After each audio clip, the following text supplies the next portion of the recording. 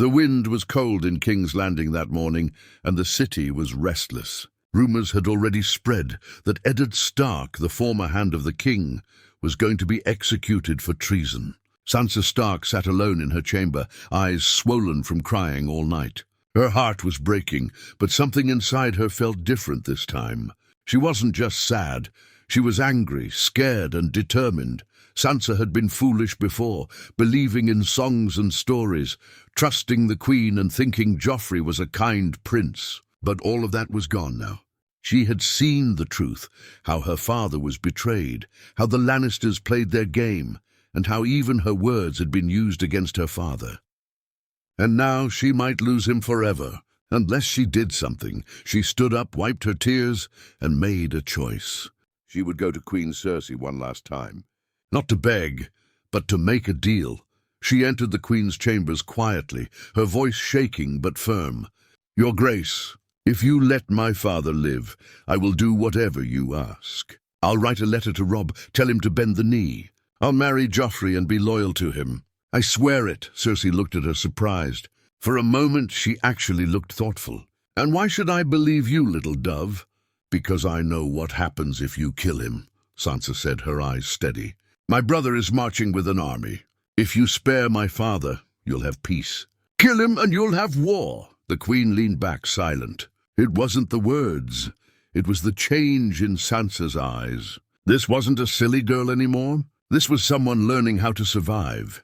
That night, Cersei visited the dungeons where Ned was held. She spoke with him briefly, and her offer was simple: confess publicly, declare Joffrey as the rightful king, and he would be sent to the wall. If he refused, he would die.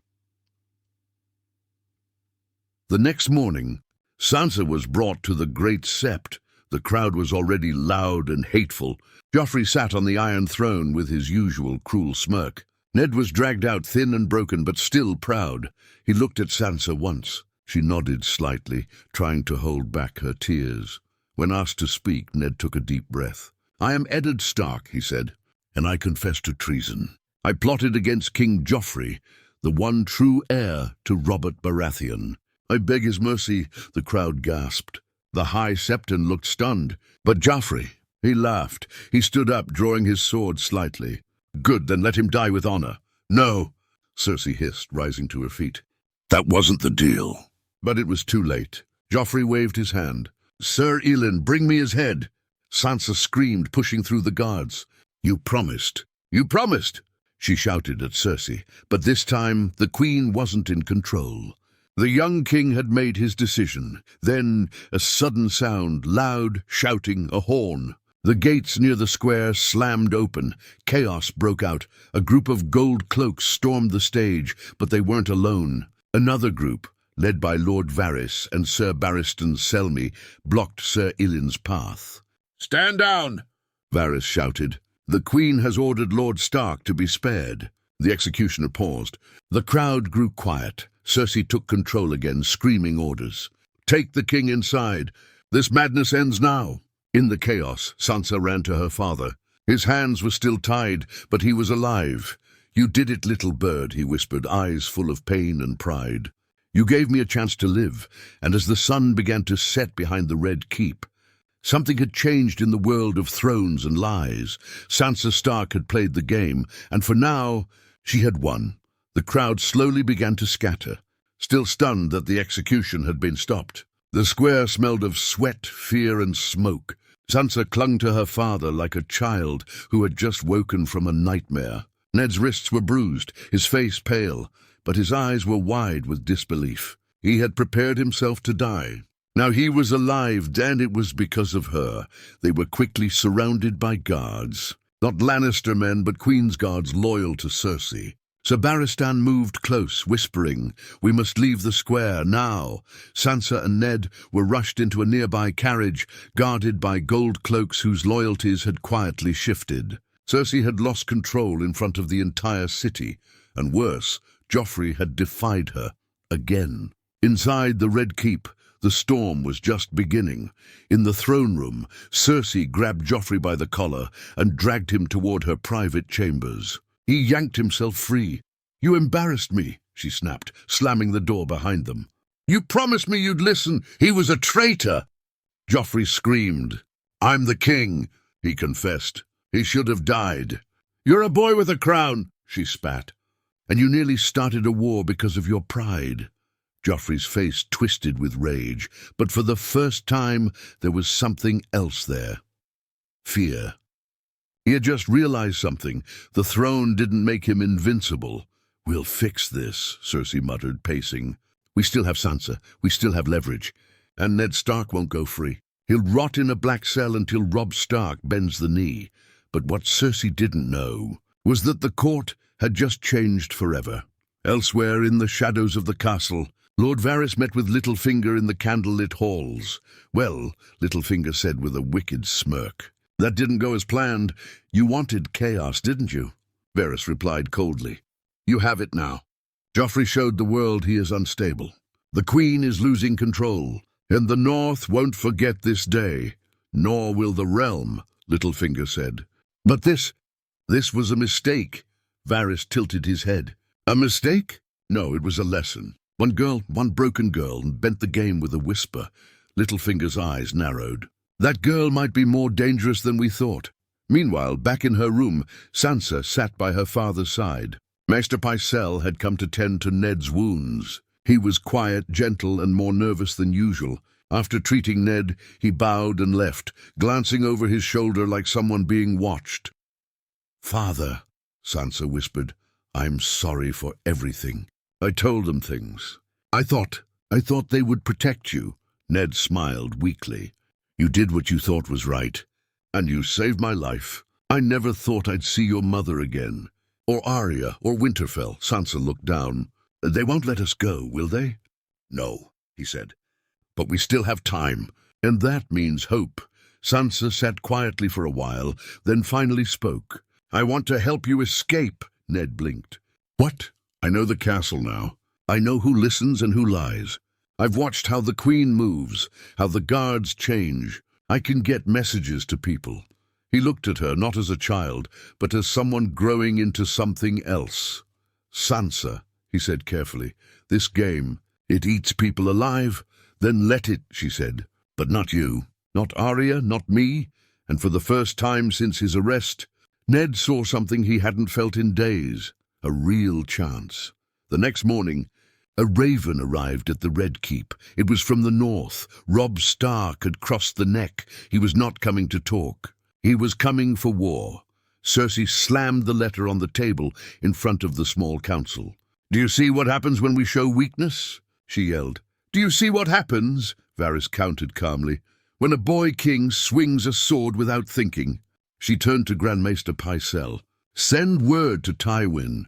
Tell him to crush the boy before he reaches Harrenhal." But Pycelle hesitated.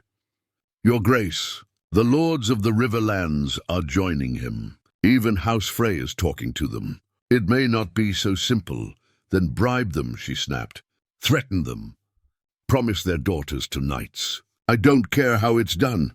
But if we lose the North, you'll lose your power." Littlefinger finished for her, smirking. She glared at him, but deep down she knew he was right. The walls were closing in, and even with Ned Stark in a cell, the war had already begun. That night Sansa snuck out of her room for the first time in days. She wore a servant's cloak, her red hair covered. She moved through the kitchens, the wine cellar, the blacksmith's hallway, all while being careful not to be seen. She slipped a note beneath a door at the far end of the castle. It was short and written in her own code. It read, "We have one night. The wolf must run before the lion closes the cage forever." Then she returned to her room, where she pretended to sleep. In the dungeons, Ned Stark sat in silence when he heard the cell door creak open. It was not a Lannister guard. It was Syrio Forel, alive. "The girl told me where you'd be," Syrio said. "Now, Lord Stark, do you still remember how to move quietly?" Ned stood up slowly. "I remember enough." And just like that, the game had changed again. The tunnel was damp and narrow, hidden beneath the Red Keep, a forgotten escape route once used by smugglers and servants, long dead. Syrio Forel moved like a shadow, guiding Ned through the darkness without a sound. His sword was sheathed but ready. Ned struggled to keep pace, still weak from imprisonment, his breath shallow. "I never thought I'd see you again," Ned whispered. Syrio gave a faint smile. "The first sword of Bravos does not die so easily." They moved in silence, the only sound the slow dripping of water echoing off stone walls. Each step brought Ned closer to freedom, but the path was far from safe.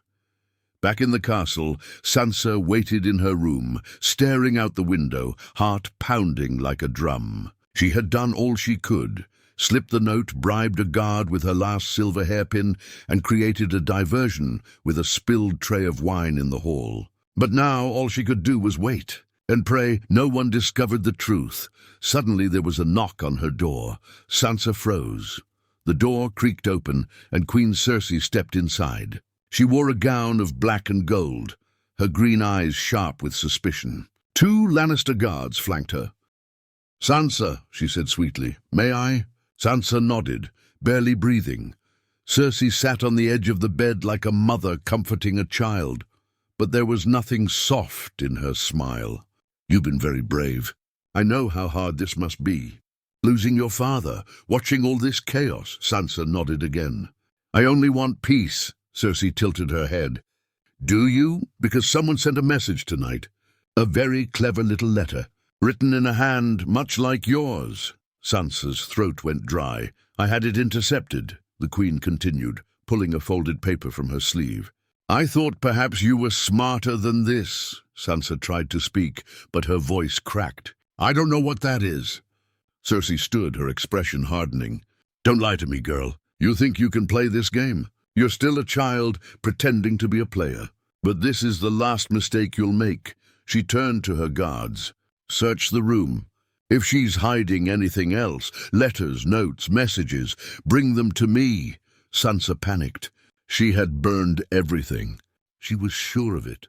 But fear gripped her like a hand around her throat.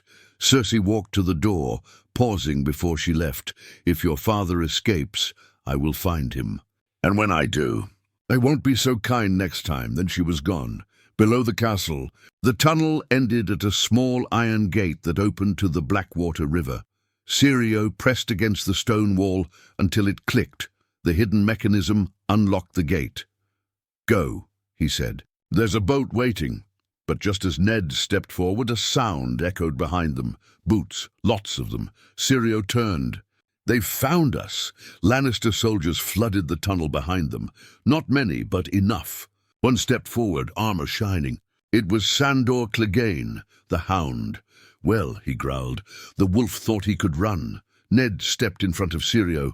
"Let him go. He's not part of this." The Hound laughed. "Everyone's part of this now." Syrio didn't wait. He drew his sword in a blink, faster than a viper, and lunged at the first soldier. Steel clashed, sparks flew. The tunnel erupted into chaos. Syrio fought like a man possessed, moving like water, dodging blades, and striking with precision.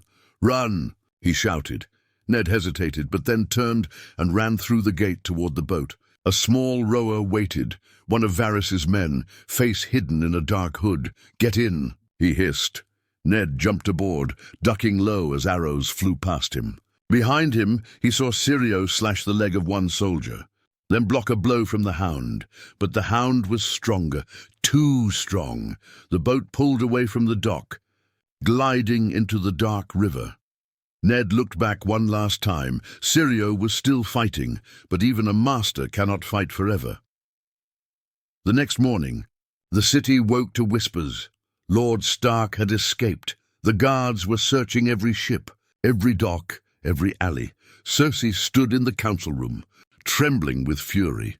"How did this happen? How did he get out of my castle?" Varys bowed slightly. "The tunnels below the castle have long been unguarded. I warned the Queen years ago."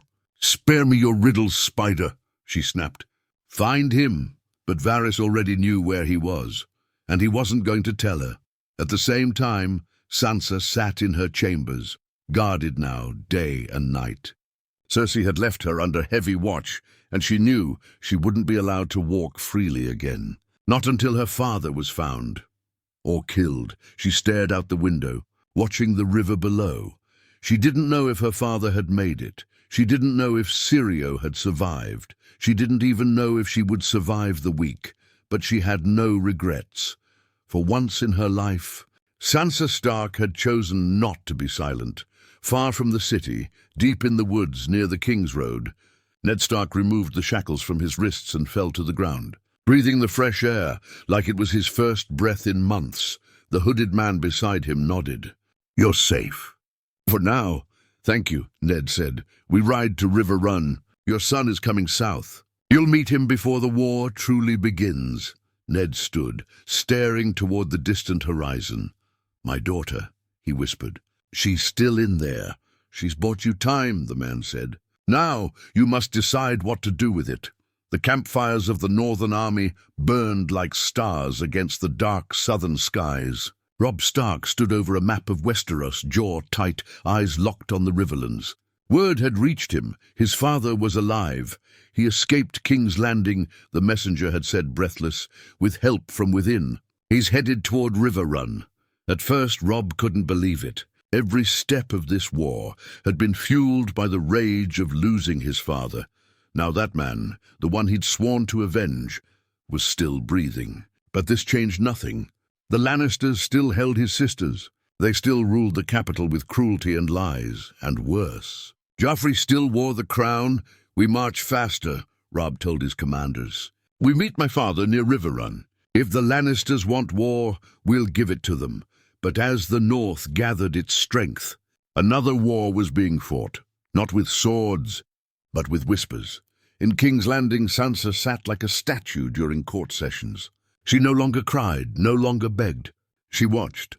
She listened. She survived. Cersei paraded her around like a trophy, a political hostage dressed in silk and sorrow. But what the Queen didn't realize was that Sansa had learned the truth of power. It wasn't about who sat on the throne. It was about who people believed had the right to, and many were beginning to doubt Joffrey. He had shown the world his madness during Ned's execution attempt. He had humiliated his own mother. And now, the realm whispered, if the Starks could steal the hand of the king from under the Lannisters' nose, maybe they weren't as untouchable as they pretended to be. Sansa caught the sideways glances in the throne room. Lords from lesser houses who once laughed at her now nodded in silent respect. Even Sir Barristan, the old knight dismissed by Joffrey, had bowed to her before leaving the city. She remembered what her mother had once said, "A lady's armor is her silence." But Sansa was starting to forge her own. That afternoon, Cersei summoned her. "You're too quiet these days," the Queen said, sipping wine. "Not like before." "I've grown," Sansa replied softly. "Have you?" Cersei raised an eyebrow. "Then tell me this. Do you still believe Joffrey is the rightful king?" Sansa didn't blink. "Yes, Your Grace, I love him," Cersei smiled coldly. "Good girl." But as she turned away, she didn't see Sansa's fingers tightening around her skirt. Outside the walls of King's Landing, Varys moved like mist through the city's underbelly. The spider was spinning new webs. Ned Stark's escape had rattled the balance, and now Varys had a decision to make. He met with a shadowy figure in an abandoned wine cellar. The man wore the cloak of the Night's Watch, but it was a disguise. "He made it to Riverrun," the man said. "And Robb is moving to meet him." "Good," Varys whispered. "We must keep him alive. He is the realm's last honest man. Will that be enough?" the man asked. Varys sighed. "Honesty never wins the Game of Thrones. But sometimes it survives long enough to change the rules." At Riverrun, Ned Stark dismounted wearily. His hair had gone whiter, his steps slower, but the fire in his eyes had returned. He embraced Catelyn tightly, both of them trembling from the weight of too much grief and too many close calls. And when Robb arrived 2 days later, the hug between father and son shook the camp. Soldiers cried. Lords swore fresh oaths. The North had its warden again. But the celebration didn't last long. They held a war council that night in the Great Hall. Torches burned low as the North's bannermen gathered around. "They still hold Arya and Sansa," Robb said. "They'll use them against us," Ned added. "We must be careful." Rose Bolton leaned forward. Perhaps it's time we strike the heart. King's Landing is vulnerable. Your escape has shown them weak. Let us break them. No, Ned said. We fight to protect our people, not burn cities. But we can't win with honor alone, Great John Umber growled. Robb looked to his father. What would you have us do? Ned stared at the table. The war drums were beating, and the realm stood on the edge of something dangerous. If we strike, he said slowly, we strike for justice, not revenge. Tywin Lannister leads his army south. We meet him at Harrenhal. Defeat him and the Queen will beg for peace. And if she doesn't? Robb asked. Then we march. Back in King's Landing, things were already falling apart. Joffrey's cruelty grew worse. He ordered random floggings in the streets, imprisoned beggars for spying, and started accusing anyone who spoke against him of treason. Cersei tried to control him. But the boy had grown too wild, and then came the news. Lord Tywin was marching to face the north. Cersei paled. If Tywin lost, their family would be surrounded. She ordered Sansa brought to her chamber. You may write to your brother, Cersei said. Tell him to lay down his arms. If he does, you will be safe. Arya will be returned, your father spared. If he refuses... Sansa took the parchment with shaking hands, but this time she didn't write a plea. She wrote a warning. At the Stark camp, Robb read the letter carefully. His face didn't change, but his hands clenched. What does it say? Ned asked. Robb passed it to him. Do not trust their words. The lion smiles, but its claws are always bloody. Whatever peace they offer is poisoned. I am not afraid. Let them come. Ned looked up at his son. She's not the same girl we left behind, Robb said. No, Ned whispered. She's stronger. Outside, thunder rolled in the distance. The storm was coming, and this time the north was ready. The sun bled red over the ruined towers of Harrenhal, casting long shadows across the battlefield where two great armies faced each other. On one side stood the proud banners of the north, direwolves snapping in the wind, Robb Stark at the head, his father now at his side. On the other stood House Lannister, led by Tywin himself, stone-faced and ready, his golden lion roaring defiantly across his banners. The two forces had prepared for weeks. Skirmishes had already bloodied the Riverlands, but this battle, this would decide the war's course. And somewhere deep inside that old cursed castle, whispers moved faster than blades, betrayal, plans, and traps being set in the dark. That morning, as Ned prepared his armor, Robb entered the tent. You shouldn't fight, Robb said. You're not healed. I didn't come all this way to sit behind a wall while my son rides into battle, Ned replied, fastening his sword belt. I've lost too much already, Robb nodded. There was no use arguing. He wasn't a boy anymore, and neither was his father, the man who once ruled Winterfell in peace. We strike before midday, Robb said. Bolton takes the right flank. Karstark on the left. You and I hold the center.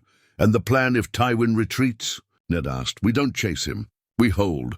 This isn't about glory. It's about ending this war. For a moment, Ned felt the weight of history pressing on them. He had tried his whole life to avoid becoming part of this game. But now they were in it, and there was no turning back. Meanwhile, within the Red Keep, Sansa sat in silence as the Queen prepared for what she called the inevitable. Cersei stood before a mirror, her maids brushing her golden hair. They'll lose, Cersei said calmly, sipping wine. Your father may be brave, your brother clever, but Tywin Lannister doesn't lose wars. We may bleed, yes, but in the end we rule. Sansa said nothing. Cersei approached her, tilting her head. You've been quiet.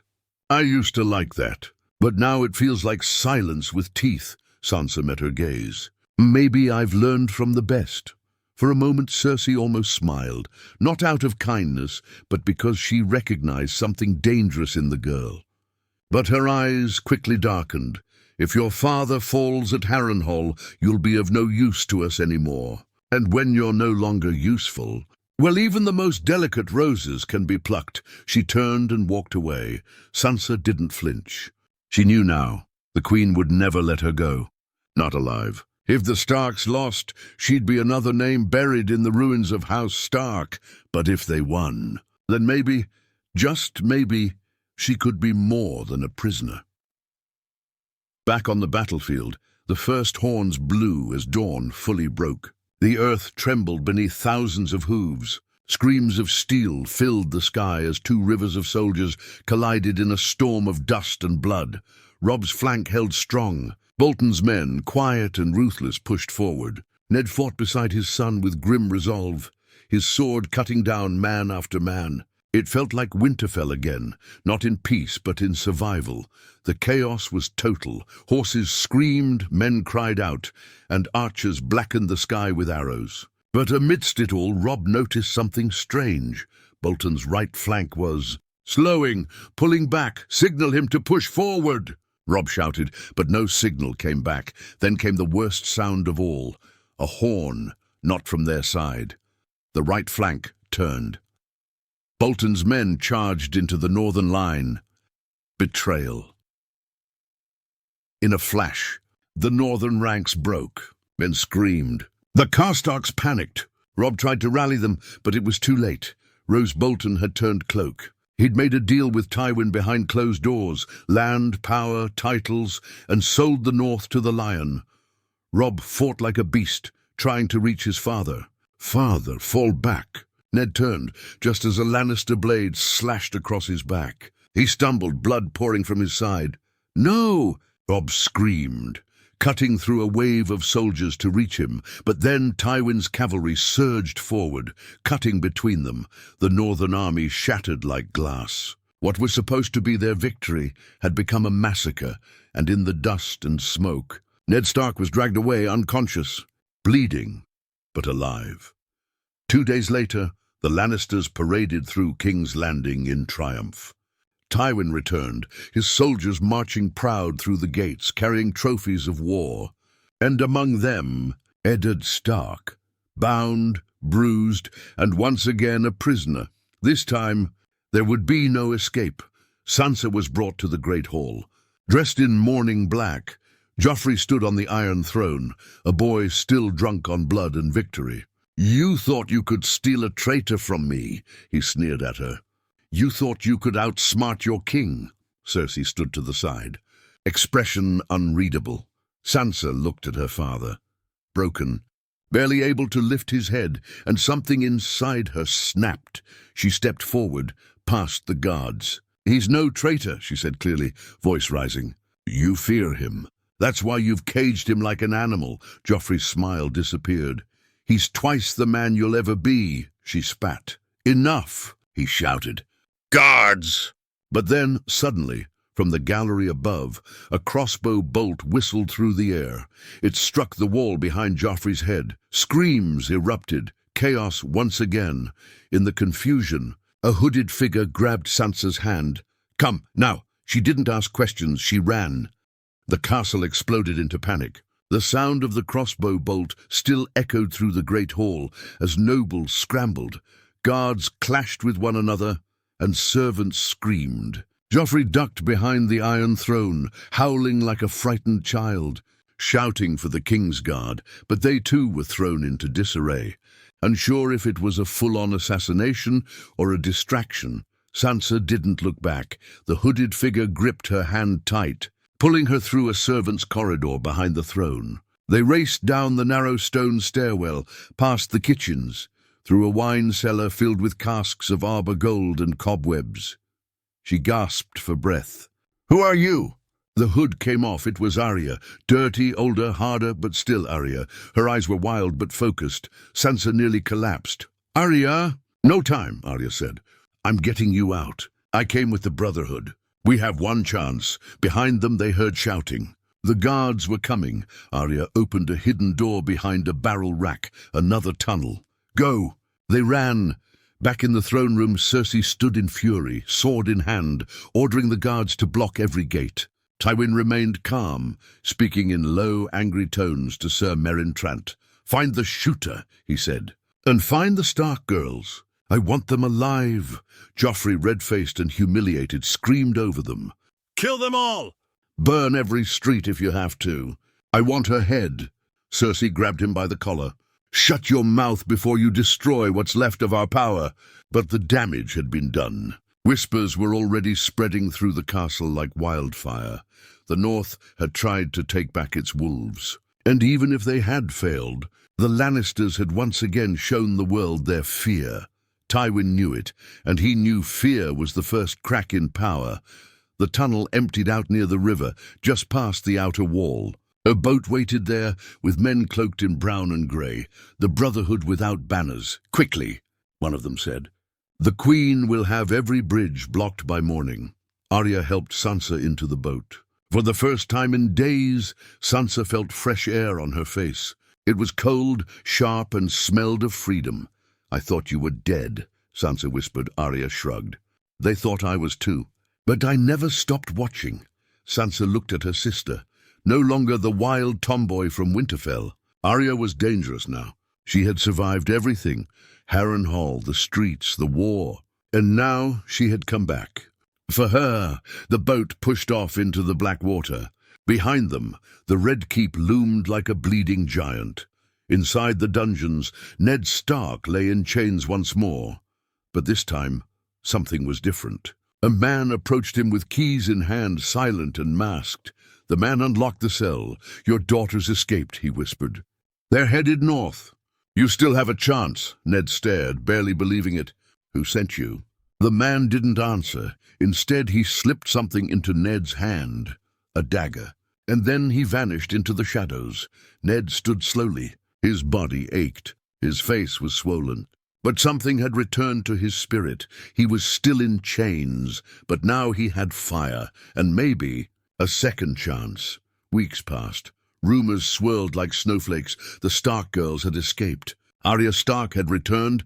A crossbow bolt had nearly killed the boy king. The Brotherhood was back. Rebels stirred in the streets. And the North was rising again.